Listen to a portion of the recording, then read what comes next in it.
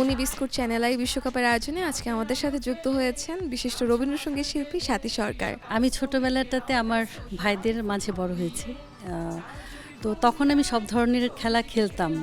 তো আমার কাছে মনে হয়েছে যে আমি আমার শৈশবটাকে ফিরে পেয়েছি। সম্পূর্ণ একটি আলাদা রকমের একটি আয়োজন, যে আয়োজনে এসে মানে খুবই একটা ভালো লাগার পরিবেশ তৈরি হয়েছে।